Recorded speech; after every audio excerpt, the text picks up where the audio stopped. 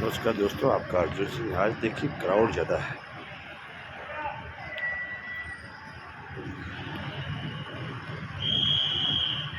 Weather भी बहुत अच्छा हुआ है।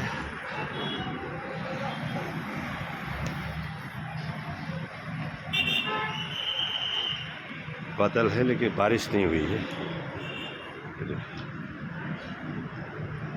क्राउड ज़्यादा है।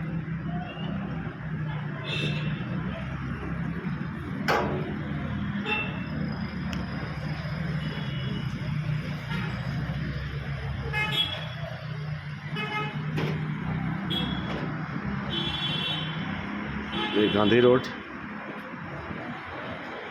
और ये मॉल रोड, सामने जो देख रहे हैं मॉल रोड है और ये गांधी रोड।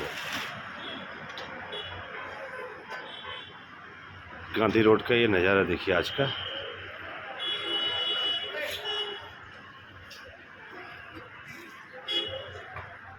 ठीक है दोस्तों।